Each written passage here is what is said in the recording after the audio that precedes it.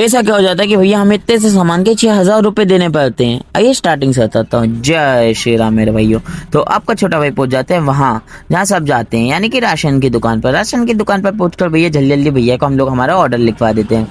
Order लिखवा कर भैया को पेमेंट देकर हम लोग चले जाते हैं बाकी के शॉप्स पर, क्योंकि अब हमें लेनी है भैया हरी हरी सब्जियाँ हमारे सूप के लिए। तो भैया को पेमेंट देकर हम लोग निकल लेते हैं भैया भोपाल की गलियों में। भोपाली लड़का घूम रहा था भैया भोपाल की गलियों में। तो भोपाल की गलियों से बाहर निकलकर हमें दिख जाती है कांदे की दुकान, जहाँ पर भैया हम लोग जल्दी जल्दी ले लेते हैं 5 किलो कांदा। कांदा तो ले लेते, फिर हमें याद आ रहा है हमारी जंग की अभी तो शुरुआत ही नहीं हुई, तो हमें जंग की शुरुआत करनी थी। तो कांदे को रखकर भैया हम लोग हमारी कमर टाइट करके निकल लेते हैं कहाँ, जंग के लिए। जंग के लिए हम लोग सब्जी मंडी में घुसते ही हैं। अब हमें समझ में नहीं आ रहा था कि हमें क्या सब्जियाँ चाहिए। तो हमारी भैया शुरुआत हो जाती है रसीले लाल टमाटरों से। उसके बाद एक के बाद एक सब्जी हम लोग लेकर भैया निकल लेते हैं बाहर। फिर हमें याद आता है कि हमें तो चाहिए रसीले लाल नींबू।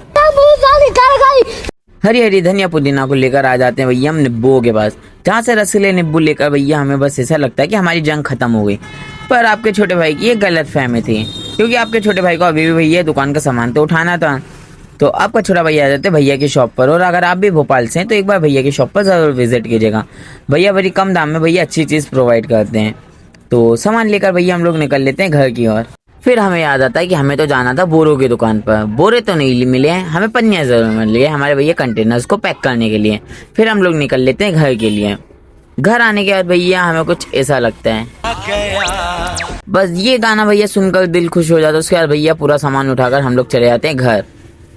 घर आने के बाद भैया बस हम लोग हमारा वेज बिरयानी सेल करना चालू कर देते हैं राम जी के आशीर्वाद के साथ। और भैया अगर आप भी भोपाल से तो कमेंट करके हमें ज़रूर बताइएगा कि आप लोग वेज बिरयानी खाने कब आ रहे हैं।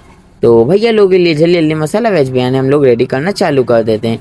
भैया लोग के लिए हम लोग मसाला वेज बिरयानी लगा ही रहे होते हैं। फिर हमें एक चीज़ आ जाती है कि हमारा मिनी ब्लॉग बस आज यहीं पे ख़त्म करते हैं। बोलिए जय श्री राम।